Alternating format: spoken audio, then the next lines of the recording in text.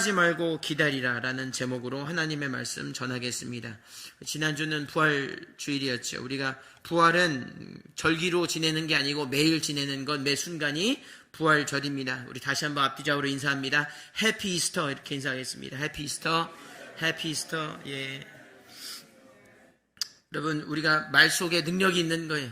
우리 믿음으로 우리 부활의 주님을 항상 찬송하고 그 이름 부르면 항상 부활이 임할 줄로 믿습니다. 본문은 부활하신 주님이 승천하시기 전에 제자들에게 하신 마지막 명령입니다. 여러분, 세상에서 이제 물리적으로 보는 마지막 순간이니까 가장 중요하고 하고 싶은 말씀 하시겠지요. 그 말씀을 이제 하시고 계시는 것입니다. 그것은 간단한데 예루살렘 떠나지 말고 기다려 성령의 능력을 받으라는 말씀입니다. 다시 한번 4절을 읽겠습니다. 시작.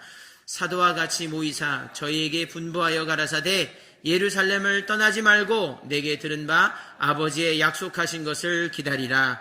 아멘. 보시면 중요한 것이 있습니다.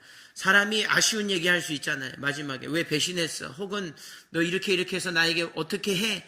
뭐 그럴 수 있는데 예수님 그렇게 하지 않고 배신한 사람들한테 힘 주시려고, 배신한 사람들 기죽고 살까봐 너네 능력 받고 살라고, 너 그렇게 그러고 있지 말고 어깨 쫙 펴라고 기다려서 주의 능력 꼭 받아서 너 능력 있게 살다가 나 만나라고 하시는 거예요. 할렐루야.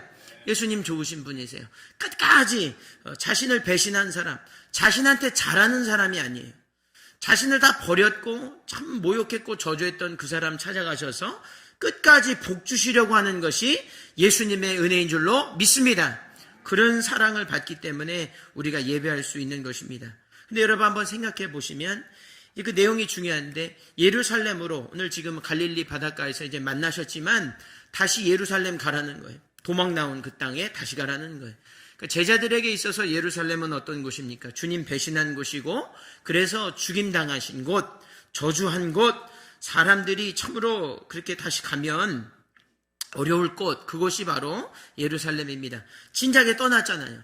도망친 곳이 그곳이고 다시는 돌아가기, 저 같으면 그렇겠습니다. 우리 같으면 다시 돌아가기 싫을 것 같아요.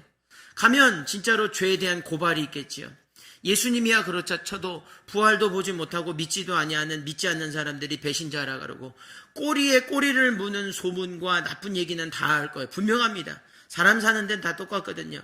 뭐 미국에 있든 한국에 있든 어딜 가든 내가 잘못한 곳 있으면 사람들이 가만 놔두지 않지 않겠습니까? 죄를 고발하고 박해가 있는 곳이 바로 예루살렘이에요. 진짜로 그랬습니다. 우리 사도행전 8장 1절 우리 한번 읽겠습니다. 8장 1절 시작. 사울이 그의 죽임당함을 마땅히 여기더라. 그날에 예루살렘에 있는 교회에 큰 핍박이 나서 사도 외에는 다 유대와 사마리아 모든 땅으로 흩어지니라. 아멘. 진짜 예루살렘 얘기하는 건데 거기서 핍박이 있고 엄청난 박해가 있었어요. 그러니까 가도 문제고 하여튼 그런 곳입니다. 그런 곳에 가야 되는 거예요. 근데 어떻게 했습니까? 갔어요. 사랑하는 주님, 내 깊은 상처, 우리가 지난주에 배웠죠. 배신자에게 가장, 예수님 자기 때문에 죽었다 생각되는 그 사람에게 가장 중요한 선물은 부활하신 주님 나타나 주시는 거죠. 그 주님 그렇게까지 해서 마지막 말씀해 주시는데 그거 지킨 거예요. 네, 진짜 그래, 내가 진짜 가야겠다. 내가 이제 약속의 말씀 의지해서 가야겠다. 그들 갔습니다. 계산하지 않았어요. 계산기 두드리지 않고 예루살렘으로 갔고 기다렸고 성령 받았습니다. 여러분, 성령 받을 수 있어요. 여러분, 그런 것입니다. 바로. 그리고 어떻게 되었냐? 그리고 끝난 게 아니라 거기서부터 이제 복음이 전해진 것은 바로 예루살렘으로부터 복음이 전해졌습니다. 사도행전 9장 31절을 읽겠습니다. 시작. 그리하여 온 유대와 갈릴리와 사마리아 교회가 평안하여 든든히 서가고 주를 경외함과 성령의 위로로 진행하여 수가 더 많아지니라. 아멘. 그렇게 되어 있습니다. 박해도 있었고 그랬으나 성령이 임하셨고 그래서 능력 가지고 살았는데, 그래서 사마리아, 온 유대, 갈릴리, 사마리아 이렇게 번져가면서 복음이 예루살렘으로부터 그렇게 복음이 확충된 것을 볼 수가 있습니다.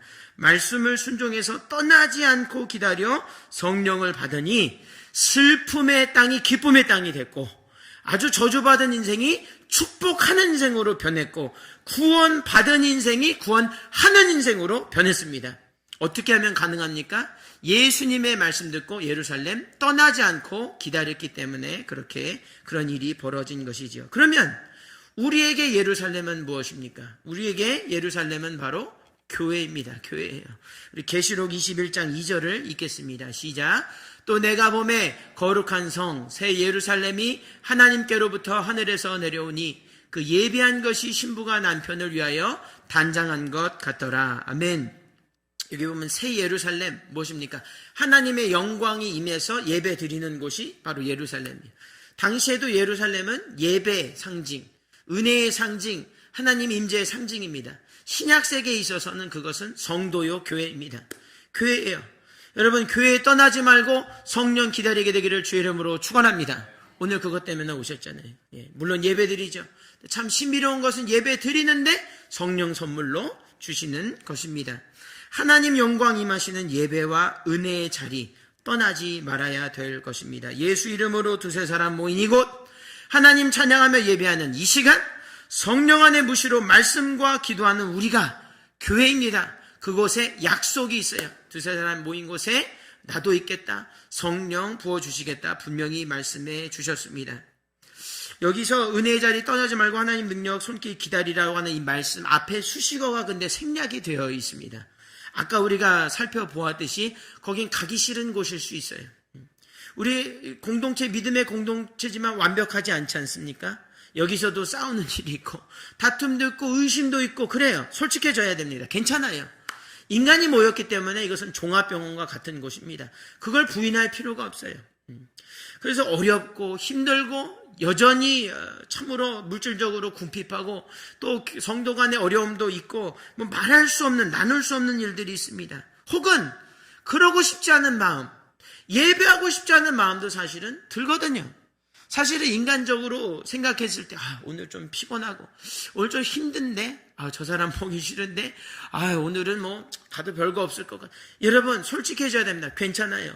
왜냐하면 감정은 상관이 없습니다. 우리가 뭐 어떤 감정이 있어서 예배하고 싶지 않은 어떤 순간적인 감정 혹은 찬양할 수 없는 상황 혹은 배신과 핍박 수만 가지 어려움이 난무하는 그 어느 것도 떠나지 말고 기다리라는 약속의 말씀의 능력보다 큰 것은 없습니다. 가장 중요한 것은 약속이에요. 나의 감정에 영향받지 않는 게 예수님 약속입니다. 할렐루야. 그 약속 너무 좋지 않습니까? 하나님이 내 감정 따라서 예배한다고 하나님 나 내치시지 않으신다 이 말이에요. 주님의 약속을 붙잡고 은혜의 자리 떠나지 않으면 반드시 성령은 임하게 되어 있어요. 그럼 저절로 회개하게 되어 있습니다. 내가 싫은 사람 그래도 가야지라고 했을 때 성령 받으면 그 싫은 사람 사랑하게 돼요. 여러분 경험하시지요? 저만 그렇습니까? 여러분 정말로 용서할 수 없고 혹은 용서받을 수 없는 나의 상황도 그 사람에게 성령 부심 나 용서받을 수 있어요. 내가 아무리 어려운 가운데 있어도 내가 문제 때문에 예배 자리에 못 간다. 그것 또한 교만인 것입니다. 그러지 말고 약속만 생각하고 나와서 예배 자리 사수하면 성령이 반드시 수학 공식처럼 임할 줄로 믿습니다. 약속이기 때문에 그래요. 그건 약속이기 때문에 그런 것입니다. 마침내 성령이 임하시면 배신자가 전도자가 됩니다. 빌어먹던 사람이 빌려주는 사람 되는 것입니다. 구원받은 자가 구원하는 자로 거듭나게 되는 것입니다. 우리 앞뒤 좌우로 인사하겠습니다. 떠나지 말고 기다립시다. 이렇게 인사합니다. 떠나지 말고 기다립시다. 예. 굉장히 간단하잖아요. 떠나지만 않으면 돼요. 일단 그 다음에 뭘 얘기해 볼 수 있는 거예요. 뭐 오지도 않고서 하나님 없어. 난 너무나 신앙이 이제 믿음 생활 이제 나는 좀 다른 교회 아니요. 어차피 은혜라는 건 사람 주는 것 아니잖아요.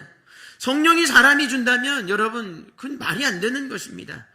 제가 어제 설교 준비하는데 그걸 깨달았어요. 도대체 설교 준비가 안 되는 거예요. 도대체 이 감정이 하나님 만져주시질 않는 거예요. 제가 깨달았어요. 그렇지. 은혜는 나에게서 오는 것 아니지. 안간힘 쓸 필요가 없는 것이지. 하나님의 말씀 전하라 했으면 전하면 되는 거고 있으라 하면 있으면 되는 거고 거기에 떠나지 말고 기다리라 하면 은혜는 하나님이 주시는 줄로 믿습니다. 일부 예배 가운데 제가 그것을 느꼈어요. 제가 이렇게 소리 지를 수 없었습니다. 어제는 도대체 소리 지를 수 없는 그런 인간적인 연약함이 제 가운데 있었어요. 그러나 제 가운데 확신이 들어 이 시간 선포하는 것은 그건 성령의 역사입니다. 저에게 있지 않아요. 여러분에게 있지 않고 우리 인간이 줄 수 없고 하나님이 주시는 것이 그냥 받고 돌아가십시오. 받고 역사하십시오. 받고 감사하십시오. 받고 사람 살리세요. 뭐 복잡하게 생각할 것 없습니다. 떠나지 마시고 항상 은혜 자리에 있게 되기를 주의 이름으로 축원합니다. 여러분 오늘 후반절도 보게 되면 놀라운 사실이 하나 있어요. 오늘 사도행전 1장 전반부를 읽었지만 후반절에는 어떤 일이 있냐면 여러분 가룟 유다 죽었지요. 스스로 목숨을 끊었습니다. 은혜 자리 떠났어요. 그 사람이. 그렇죠? 은혜 자리 떠난 거예요. 사람이. 그래서 그 공석이 된 그 공석을 누가 채우냐면 여러분 마띠아라고 하는 사람. 사실은 마띠아는 성경에 딱 한 번 나와요. 그러나 사도가 되었습니다. 할렐루야. 그 일이 오늘 후반절에 나타납니다. 그것을 한번 볼까요? 그 사람이 뽑힌 이유에 대해서 오늘 말씀하고 있는데 사도행전 1장 22절을 다 같이 읽겠습니다. 시작. 항상 우리와 함께 다니던 사람 중에 하나를 세워 우리로 더불어 예수의 부활하심을 증거할 사람이 되게 하여야 하리라 하거늘. 아멘. 자, 보십시오. 여러분 사도의 자리가 어떤 자리예요? 여러분 사실 우리가 그것을 굉장히 중요하게 생각해야 되는 것이죠. 예. 교역자가 있는 것이고 목회자 있는 것이 성직이라는 것이 사실 존재하지요. 사도직은 내가 하고 싶다고 해서 할 수 있는 자리도 사실 아니지 않습니까? 이런 귀한 자리는 참으로 좋은 자리고 귀한 자리고 참 죽음의 자리나 부활의 자리인 사도라고 하는 것은 12사도라고 하는 건 상징이면서도 능력의 자리인 것이지요.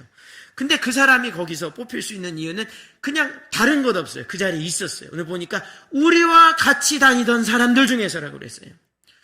여러분 저를 말하는 거 여러분 말하는 거예요.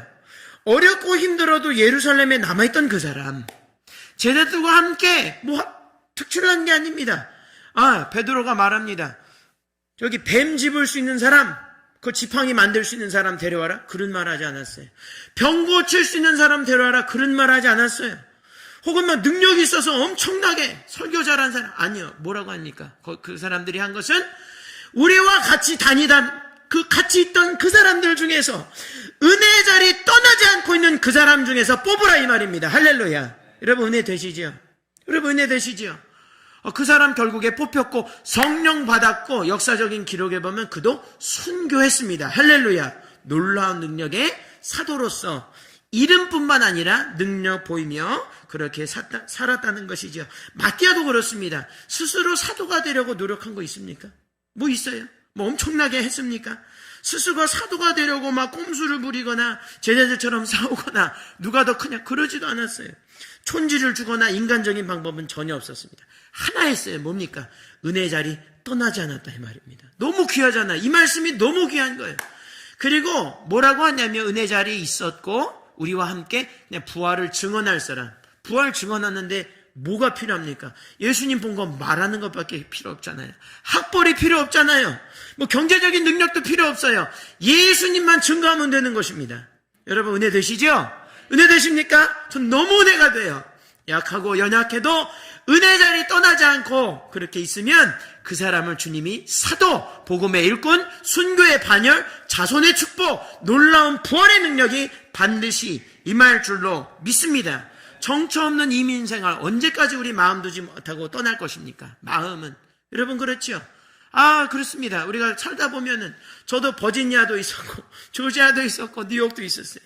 또 이제 캘리포니아 왔습니다. 그러나 제가 감사하며 항상 기도하는 것은 무엇이냐면 주님이 명령하신 그 은혜의 자리 내가 떠나지 않기 원해요. 물리적으로 내가 떠날 수 있으나 주님 말씀하신 그 은혜의 자리, 예배의 자리, 기도의 자리, 그 자리는 하나님 허락하신 그 자리는 반드시 사수해야 되는 줄로 믿습니다. 이민생활 이것 좋다 저것 좋다 이 집이 좋다 저기 동네가 좋다. 토렌스도 여러분 그래서 사시는 것 아니지요? 아멘 안 하시네요. 여러분 토렌스 여러분 계신 것은 주님이 있으라 하셨기 때문에 보내셨기 때문에 사명이 있기 때문에 여러분을 제13의 마띠아로 부르셨기 때문에 이 자리에 있는 줄로 믿습니다. 주님 세운 게 계신 것도 내가 그냥 시간 남아서 아니요. 주님 내가 주의 은혜 자리 떠나지 않기 원합니다. 주님 나를 사용하여 주시옵소서. 내가 비록 배우지 못했고 나이도 많고 하지만 내가 늙은 종 되기 원합니다. 주님이여 마음껏 사용하여 주옵소서. 그런 겸손한 자, 은혜의 자리 떠나지 않는 자, 그 사람 하나님이 반드시 찾아내서 하나님의 영광을 보이시는 놀라운 역사 누릴 수 있게 되는 줄로 믿습니다. 우리 앞뒤 좌우로 인사합니다. 당신이 바로 그 사람입니다. 이렇게 인사합니다. 당신이 바로 그 사람입니다. 아멘입니까? 아멘입니다. 당신이. 아니요. 인사를 좀 잘못했어요. 내가 그 사람이 올시다. 이렇게 인사합니다. 자, 시작. 내가 그 사람이 올시다. 네, 그런 사람이에요. 이민생활 못하러 주눅들 필요 있습니까? 어깨 피고 사십시오. 뭐 마이너리티 이런 얘기 좀 제발 그만했으면 좋겠어요. 무슨 소수자. 아니요. 이 사람도 얼마나 소수였었습니까? 세상을 변화시켰죠. 여러분 80억 인구가 주님 세운 교회 손에 하나님의 능력 받고 달려있는 줄로 믿습니다. 그런 놀라운 능력의 사람들이 돼야 되는 것입니다. 하나님 임하시는 그곳, 은혜의 자리 떠나지 않는 그곳, 바로 그것이 고난, 이민생활 고난의 종점이요 은혜와 축복과 부활의 시발점인 줄로 믿습니다. 그런 믿음이 있어야 돼요. 제가 하나 그 비유를 보면서 깨달은 것이 있습니다. 탕자의 비유를 보니까 문제가 있잖아요. 여러분 탕자 비유 아시죠? 첫째 아들, 둘째 아들 있는데 둘째 아들이 참 소실적에 철이 없어서 아버지한테 뭐라고 합니까? 재산 좀 빨리 나눠달라고, 내가 뭘 좀 해보겠다고 하는 내용이 있습니다. 15장 12절 한번 읽겠습니다. 누가복음 15장 12절 시작. 그 둘째가 아비에게 말하되 아버지여 재산 중에서 내게 돌아올 분깃을 내게 주소서 하는지라. 아비가 그 살림을 각각 나눠 주었더니 아멘. 그랬어요. 그래서 주님, 아버지 그거 좀 주십시오 이렇게 얘기했습니다. 한번 생각해 봤어요. 정말 솔직하게. 여러분 이 탕자 얘기를 보면서 이게 탕자가 부정적인 상징 아니겠습니까? 어떻게 보면 이것을 우리가 잘못 읽는 것은 이것을 뭐 이런 사람들, 그게 아니고 탕자는 우리지요. 우리는 예수 안에서 돌아온 탕자인 줄로 믿습니다. 근데 그 이야기에서 중요한 것이 있어요. 가만 들여다보니까 진짜 문제를 한번 찾아보고 싶은데, 한번 제가 첫 번째로 생각한 건 뭐냐면 아버지께 분깃을 구한 것이 잘못이었나? 생각해보면 그렇진 않은 것 같아요. 여러분 한번 봐야 됩니다. 아들이 아버지한테 자기의 받을 분깃, 마땅히 주실 그 분깃을 구하는 게 뭐 잘못이겠어요? 그렇죠? 또 자식에게 만약에 그게 잘못되면 부모 준 것도 잘못이죠. 그렇잖아요. 뭐 안 되는 걸 한 것이니까. 그러니 그것은 진짜 문제는 아닌 것 같아요. 그리고 후반절에 보니까 그 받은 재산, 그 재산, 분깃을 자기 마음대로 썼죠. 그거 잘못됐어요. 뭐 죄짓고 막 방탕하게 썼으나 그것이 아니라고 한다면 자기 것 받은 것이 이제 자기 것 된 거예요. 그렇죠. 그럼 빌려준 것 아니니까요. 이것을 내가 내 것 됐기 때문에 내 뜻대로 쓴 것, 그렇게 큰 문제는 아닌 것 같습니다. 정말 그게 막 죽을 죄는 아닌 것 같아요. 근데 진짜 문제는 뭐냐? 탕자가 저지른 가장 큰 실수요, 가장 큰 잘못이 뭐냐 하면 아버지를 떠난 거더라고요. 아버지를 떠난 거예요.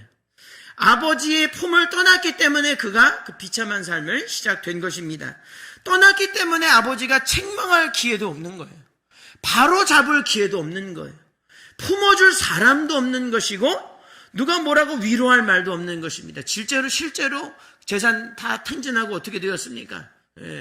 돼지 열매, 돼지 먹는 거 주워 먹고 살았어요. 거긴 아버지가 없거든요. 그러니까 아버지 떠난 삶 자체가 져준 거예요. 이 아버지를 떠난 아버지, 그 부자 아닙니까? 굉장히 부자잖아요. 오자마자 소를 잡고 엄청난 잔치를 벌였으니 부자입니다. 그 안에 있으면 평안한 거예요. 그 안에 있으면 잘못을 했어도 다시 교정을 받을 수가 있고 그렇게 할 수가 있는 거예요. 성장하고 성숙할 기회를 잃어버린 거지요. 여러분 그 고등학교 학생들이, 탈선한 학생들이 나중에 막 자기의 삶을 후회하면서 막 얘기하는 것 중에 원망하는 게 뭡니까? 선생님이 자기 매질해주는 선생님이 없었다는 거 얘기하잖아요. 여러분 아마 다 많이 들어보셨을 것입니다. 뭐 그래도 원망이 될 수는 없으나 그만큼 아버지라고 하는 존재는 무엇입니까? 사랑하니까 매질도 하는 거예요. 근데 그런 걸 다 떠나버리니까 싫은 거예요. 내가 좀 어떻게 해보겠다. 비참한 말로를 맞게 되는 것입니다. 근데 그 아버지는 비유에서 누구입니까? 하나님이세요. 모든 땅과 하늘의 권세가 있으신 분, 모든 능력과 권세를 가지신 하늘 아버지예요. 떠나지 말아야 됩니다. 왜냐하면 기다리면 천국을 상속받기 때문에 그렇습니다. 여러분 하나님 떠나지 않게 되기를 주의 이름으로 축원합니다. 다른 사람들은 상속해 줄 게 부족해요. 뭐 없으면 못 줍니다. 그러나 하늘아버지는 천국을 상속해 주십니다.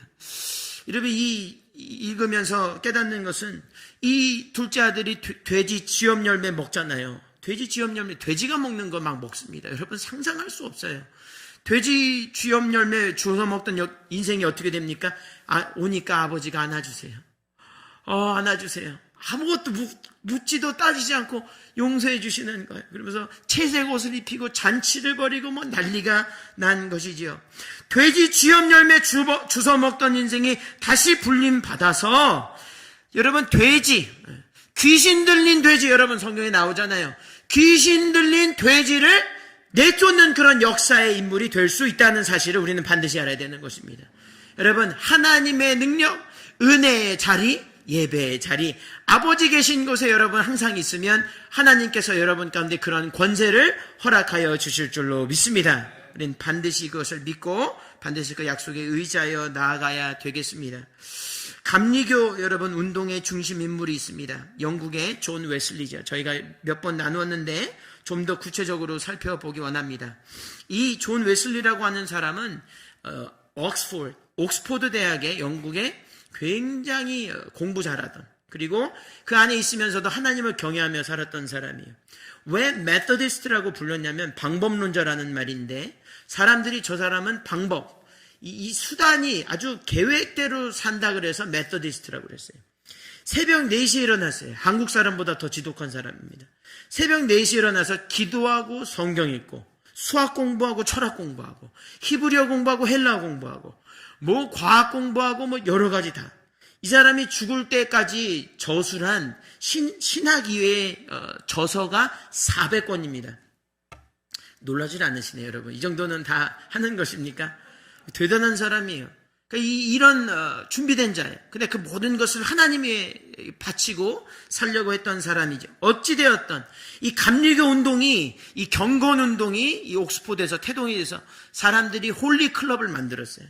그래서 거기서 소그룹, 속회 원조입니다. 거기서 모여가지고 기도하고 말씀 읽고 서로의 죄를 고백하고 용서하고 사랑하고 구제하고 그런 일들이 일어나서 이것이 막 확산되기 시작했습니다. 그런데 그렇게 영국에서 능력 있게 하다가 미국에 오게 되었어요. 미국에 선교를 오게 되었습니다. 미국으로 건너왔어요. 조지아, 사바나 그쪽에 이제 와서 1년 9개월 동안 열심히 합니다. 나름대로 했던 것처럼 똑같이 하는 거예요. 똑같이. 뭐 특별할 것 없이 정말 성실하게 그렇게 했습니다. 그런데 아무리 노력해도 열매가 맺히지 않는 거, 뭐 기미도 보이지 않는 것입니다. 너무나 낙심이 되고 도대체 안 되겠다. 동생 찰스와 함께, 찰스 웨슬리와 함께 안 되겠다고, 그리고 영국으로 돌아가기로 결정을 했어요. 그리고 공언했습니다. 우리는 미국 선교는 실패했다. 그렇게 공언을 했어요. 아예 말을 했습니다. 돌아왔습니다. 돌아왔는데 얼마나 낙심이 되는지. 사람이 여러분, 저 위로를 받는 게 뭐냐면, 이 사람 대단한 사람, 대단한 그런 어떤 업적을 이룬 사람이 이 굉장한 낙심에 빠진 거예요. 그리고 막 구원조차 흔들리는, 믿음이 아주 흔들리는 그런 일들을 겪게 됐습니다. 또 엎친 데 덮친 격으로 동생 찰스는 병상에 눕게 되었어요. 찰스가 누구냐면은 여러분 굉장히 많은 찬송가를 저술한, 작곡한 사람이 그 찰스 웨슬리입니다. 근데 그러니까 동생은 아프고 자기 믿음은 흔들리고 너무 어려운 거예요. 그러나 중요한 게 있습니다. 그는 그 와중에도 은혜의 자리는 떠나지 않았어요. 항상 기억해서 은혜의 자리에 기계처럼, 공식처럼 나아갔습니다. 그러던 어느 날 1738년 5월 24일 저녁이었습니다. 모라비안 교도들이 있었어요. 그 사람들이 주최하는 집회에, 수요 예배에 저녁에 참석했습니다. 여러분 근데 아셔야 되는 게 방금 설명했듯이 좋은 상황이 아니에요. 좋은 상황도 아니고 갈만한 그런 마음도 없었고, 그러나 그는 그렇게 나아갔습니다. 그 집회에 참석했는데 놀라운 것은 그날 성령의 놀라운 기름 부으심이 있었다 이 말이에요. 이 일에 대해서 그는 그때의 체험을, 이 사람은 항상 일기를 썼기 때문에 그때의 체험을 일기장에 이렇게 기록합니다. 그날 저녁 나는 올더스 게이트 길가에 있는 한 모임에 매우 마지못해 참석했다. 이 사람이 영어권 사람이라 영어에는 분명히 unwillingly라고 되어 있습니다. 마지못해서 너무 싫은 거예요. 가고 싶어서 간 건 아니다. 그 말을 하고 있습니다. 어떤 사람, 어떤 성도가 한 명이 알 수 없는 이름의 사람이 마틴 루터가 쓴 로마서 주석 서문을 읽고 있었다. 8시 45분쯤이었다. 그리스도에 대한 믿음을 통해 하나님께서 사람의 마음에 이루시는 변화를 서술하는 바로 그 단락에서 나는 내 마음이 이상하게 따뜻해지는 것을 느꼈다. 아멘. 따뜻해진 것. 성령님이 만지신 것입니다. 내가 진정으로 그리스도를 구원을 위해 오직 그리스도만 의지하고 있다고 느꼈다. 그리고 그분께서 진정 나의 죄까지도 가져가셨다는 사실과 죄와 사망의 법에서 나를 구원하셨다는 확신이 내게 주어졌다. 아멘. 그렇게 기술하고 있습니다. 그는 구원의 확신이 그때 생긴 거예요. 자신이 공로에 의지해서 그게 아니라 정말 하나님의 은혜로 그때 구원의 확신을 가지게 됐고 이때부터 감리교 운동이 폭발적으로 역사하게 됐다고 역사는 기술합니다. 이것은 개인사뿐 아니라 감리교 역사와 기독교 역사에 한 획을 그은 사건이라고 학자들이 또 경험한 사람들이 입을 모아 얘기하는 것입니다. 그런데 거기서 그치지 않고 어떻게 되었냐면 회심 후에 그가 이제 있는데 장로교 목사 친구입니다. 조지 휘필드라고 하는 사람, 여러분 아시는 조지 휘필드라고 하는 사람이 자꾸 권면을 해요. 뭘 권면하느냐? 웨슬리, 존, 야외 설교를 좀 합시다. 야외 설교를. 당시 이 사람은 아직도 영국 국교회 출신이라 소속이라서 하이처치, 아주 고결한 사람들만 모이는 그런 교회에 있었어요. 나는 이 교회에 이 폴리시도 있고 그것을 버릴 수 없다. 나는 갈 수 없다. 그렇게 얘기한 거예요. 근데 계속 설명하는 거예요. 거기 은혜가 있다는 말이에요. 거기 하나님 계시다 이거예요.